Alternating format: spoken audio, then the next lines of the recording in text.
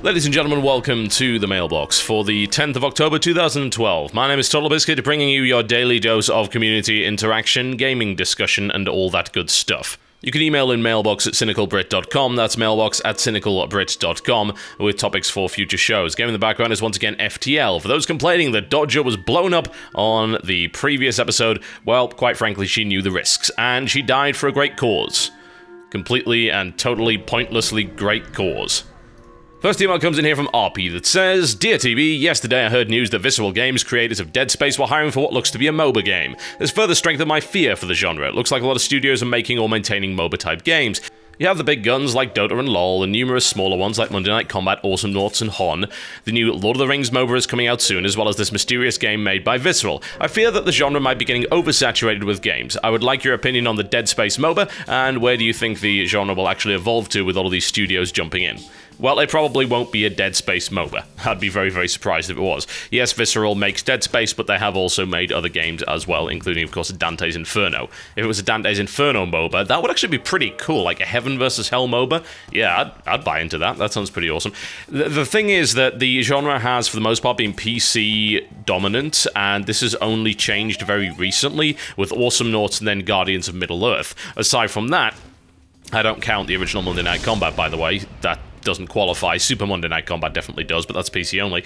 Aside from that, there hasn't been anything on consoles, and consoles is the big market, so they are looking to try and get in there. But the thing is, you've got to change the MOBA style and mechanics around just a little bit. You can keep the same principles, i.e. heroes push lane, heroes level up, heroes kill creeps, heroes kill towers, heroes kill base. That's the principle of pretty much every one of those games, but you can't have the same kind of clicking that is involved in a traditional MOBA. Like, creep denial would be extremely difficult. You just don't have the precision on a pad as opposed to a mouse, so you've got to take that out of the equation. Last hitting's probably going to disappear from the equation as well, depending on the setup. I'm not sure how it works in Guardians of Middle-earth, because I honestly haven't seen an awful lot of it, but how it works in Awesome Noughts is you kill something, it drops some gold, and then you pick that gold up. And that's your last hit, as it were, because you just don't have the kind of precision that you would with a mouse and keyboard. Your concern is that the genre is getting oversaturated, though, and I don't think it is.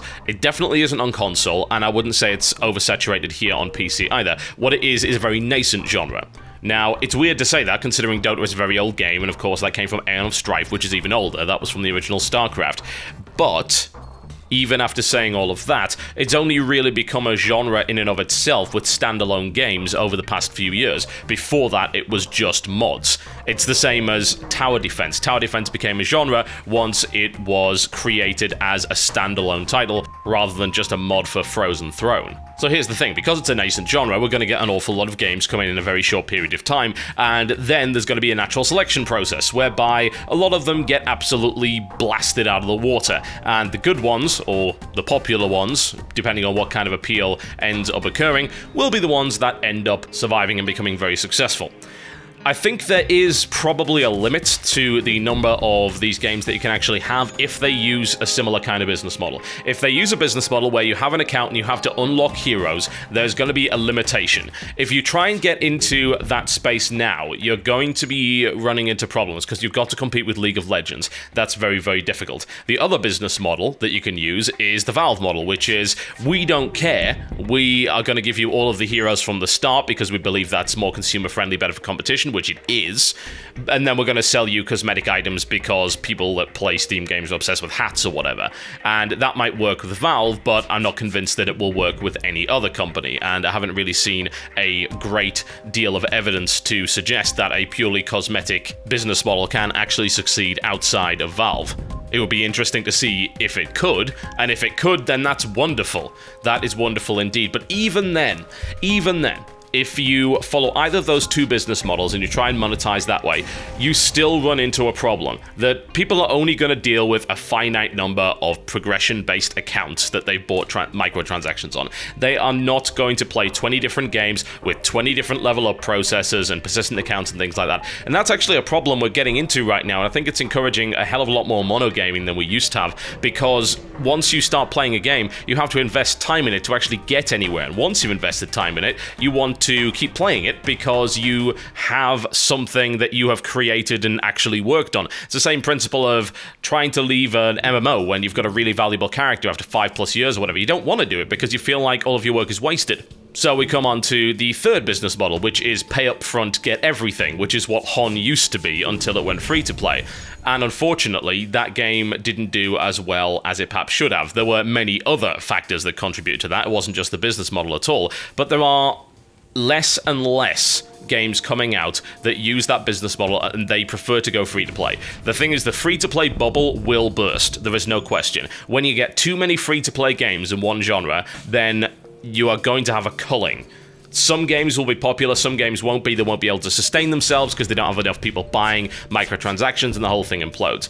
But then the other problem with the other business model of buy up front is you end up with smaller communities. And it's the reason why first-person shooters, because that genre is now really saturated with free-to-play alternatives, it's the reason why first-person shooters are not selling unless their name is Call of Duty or Battlefield. 3 recent examples of recent first-person shooters that were released at a budget price and failed horribly were Nexus, Section 8 Prejudice, and Gotham City Imposters, which recently went free-to-play. And honestly, I would like to see Section 8 go free-to-play just so people would actually, well, play it. There's also one other thing which is very specific to the MOBA/Dota clone, whatever the hell you want to call it, I couldn't care less which, market, which is these games require an awful lot of learning. They have very high learning curves. It's not necessarily due to their mechanics. It's more often than not due to the amount of builds, different heroes, different items, and things that you actually have to learn. MOBAs are, for the most part, quite similar in their style. There are minor variations here and there, but for the most part, once you've played one MOBA, you kinda know the principles of the other, but that won't help you at all if you don't know what the heroes do and if you don't know what the items do. And that's a huge amount of learning, it really is, especially with a game like LoL that has so many heroes. It boggles the mind. I played over 1,000 games of that and I'm still terrible at it. I mean, come on. This may naturally limit the MOBA genre, and it may actually encourage more simplistic MOBA titles to come out, because people cannot be bothered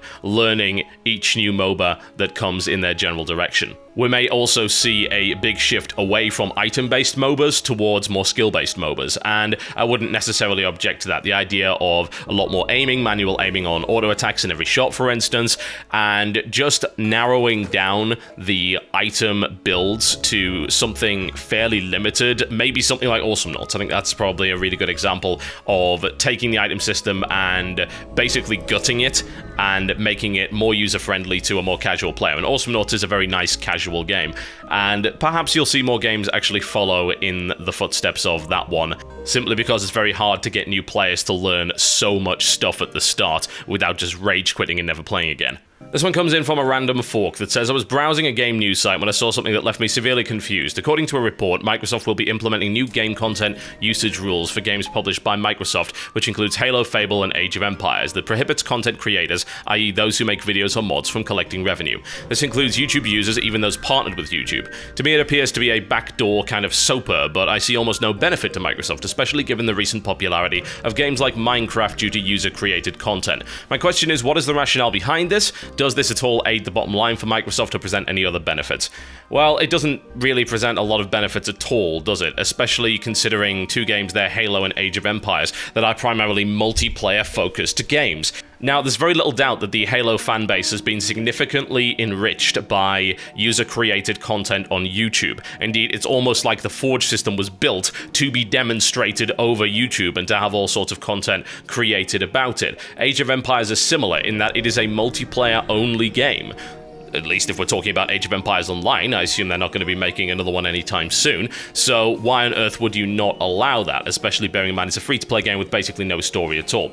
So this has kind of been a long time coming, but also people need to understand a few things. One, you aren't actually allowed to monetize gaming footage on YouTube anyway. It's against the terms of service, and there are some exceptions, like for instance Minecraft and FTL are games that have given explicit permission to content creators to make stuff, as has League of Legends, and a number of other multiplayer titles have said, yeah, it's okay. And the reason it's okay, of course, is because, well, it's a winner for them. It's free marketing. There was absolutely no disadvantage whatsoever. Now, Microsoft could just be being asses here, honestly, and I wouldn't expect it to stop people producing content for Halo 4. This seems to only apply to people that are independently partnered with YouTube and not people that are part of networks. The other possibility is that there's some shady dealings going on and that Microsoft is setting up some kind of exclusive agreement with a network like Machinima and flat out banning any other channel, including any other network,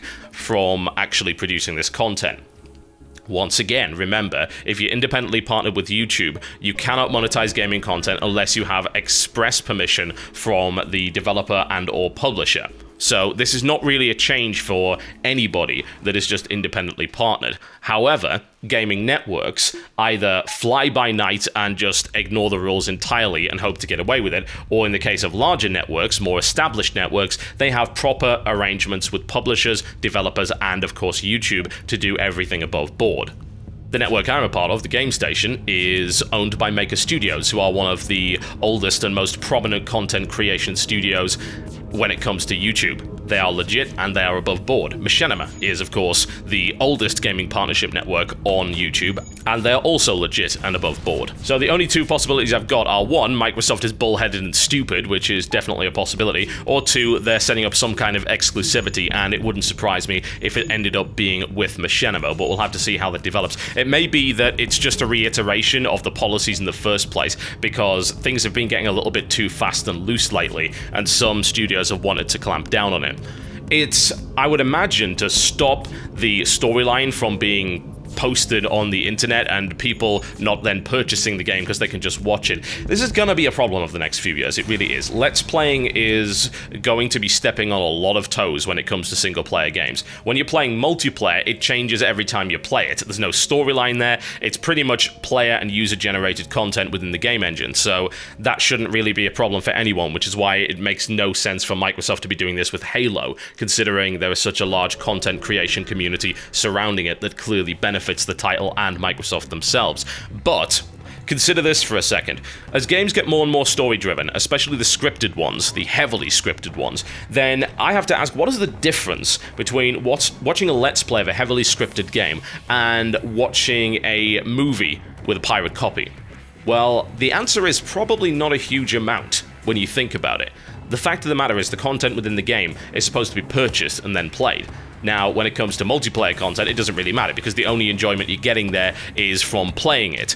So, multiplayer-based content on YouTube, such as Call of Duty commentary, is based around either the personality of the person commentating, hints, tips, skills, tricks, 360 no-scope nonsense, and things like that.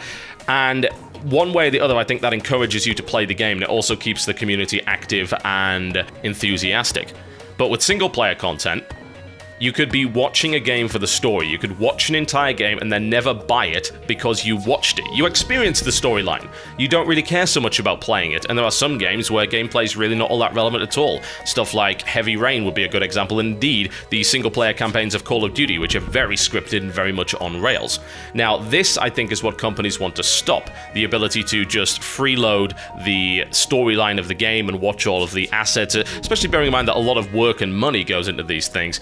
And they're going to equate it to piracy. They are. This is how it's going to go. And you might argue that that is stupid, and to some degree, I agree with that, definitely. And I think there's definitely a place for single-player content that truly enriches the experience. The problem is, lately, a lot of channels have been playing very fast and loose with that idea, and all they've really been doing is putting inane commentary over someone else's work and making a bunch of money off it. Do you really think we're going to be in a situation where companies are okay with that indefinitely? They are not, and they will not be. Thankfully, stuff that can be considered informative or review content, critique for instance, should be covered, and of course, worst comes to worst and you end up going to court over it, you do at least have the fair use doctrine to try and defend yourself with, and usually you won't find companies go after critics or reviewers because that is incredibly bad PR. That is considered censorship, and there's a reason why fair use exists. It's actually to protect the freedom of the critic, freedom of the media against this kind of stuff. But just playing through a single-player game, showing all the storyline, all the cutscenes, and maybe adding a little bit of inane chatter, they're going to equate it to piracy. Mark my words, that is what is going to happen. You may disagree with that, but I see a storm cloud brewing when it comes to single-player content and the ability to monetize it upon YouTube. And that is one of the many reasons why I keep my Let's Play content to a bare minimum, because I quite like to keep my job. Alright, let's do one more quick one, I think. This one comes in from Anon that says, Riot Games has just released their first report on the new honor system for League of Legends. The report states it's having a dramatic change on how many reports they're receiving to the tribunal for negative attitude, verbal abuse, and offensive language, dropping the reports by up to 40% in normal and 20% in ranked. It also shows that according to Riot, they are having tiny amounts of the community spamming for honor, all of them under 1%. Here's my question, is this a valid system for an MMO game, and could it be used for more than just League?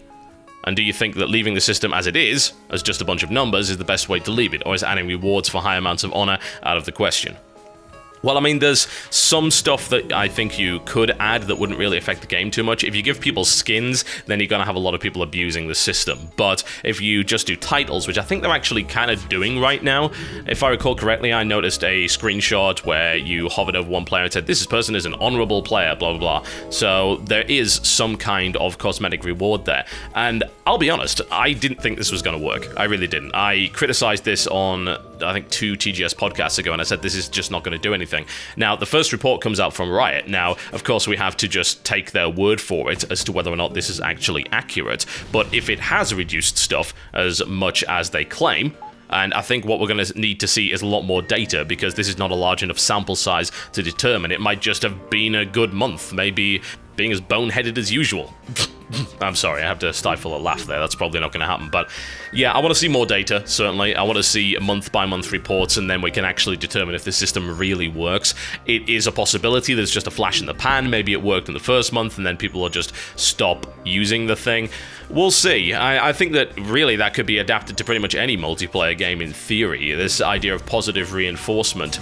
I am just curious as to what the long-term benefits of it are. Because this is not new, by the way. Consider Xbox Live. You have the ability to rate players and do complaints and stuff like that. That's been there for 7 or 8 years.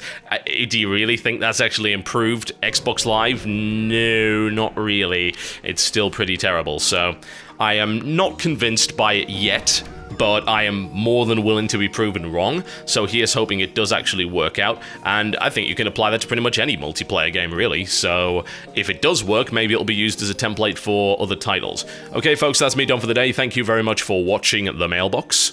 I'll see you next time.